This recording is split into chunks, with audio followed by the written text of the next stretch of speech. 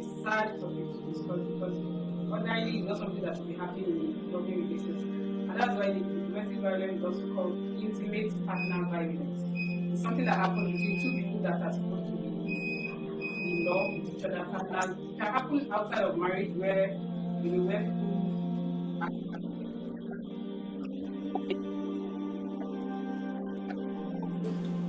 men and women, I mean, the victims could either be male or female. Yes. It can also involve violence against children, as long as it's all within the home setting, it's domestic violence. So we'll be wanting to see what are the practical steps to avoid domestic violence because it's something that should not occur in an atmosphere of love, which is what relationships are about. Yes. Domestic violence is something that can be hard to identify sometimes. It can be subtle and it can be coercive, subtle in the sense that it may not be so obvious that will immediately want to make the victim to quickly run for safety. The reason why some people stay so long in an atmosphere of domestic violence without going is because they themselves have not been able to identify themselves as a victim or to see their spouse as a perpetrator of domestic violence. So those are all burning issues that are is a hard topic to discuss. Yes. What do you think are those major factors that cause this domestic violence and violence abuse between partners? There are many predisposing factors to domestic violence.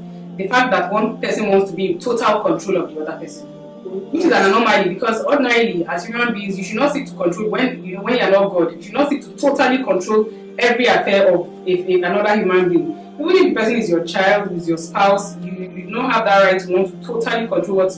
So when somebody now wants to be in such a control, that's where it gets out of hand.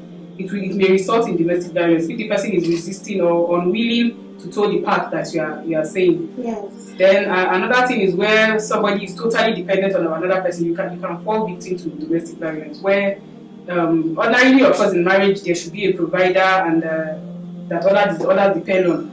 But where the victim also is not independent, it does not have any earnings of her own. Usually women. Sometimes it can be men, but a large percentage of victims of domestic violence are women.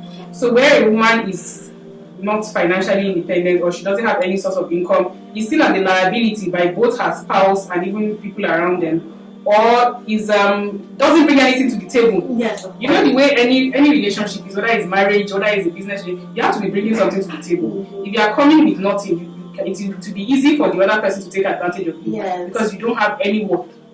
So those are the factors that can predispose one to domestic violence. And then the atmosphere that is causing it again can also be this issue of I want to control you, you are resisting my control, and also those are the things that can lead to this. And I think I'll also add maybe if a victim, if a one partner maybe is being brought up in a very violent environment, so the partner maybe takes it to be part of part of life. I mean, that part of his livelihood, and feels it's normal to be an abuser because he grew up in such kind of environment. In fact, what psychologists will tell you is that a large percentage of perpetration of domestic violence grew up in that kind of environment. It has become their own normal because they grew up seeing their parents behaving in this way, or the people around them, being violent. And this violence I'm talking about, it can take many forms. It can be verbal. Domestic violence or abuse can be verbal. It can be psychological. It can take many forms. It can be religious. It can be in terms of your reproductive rights.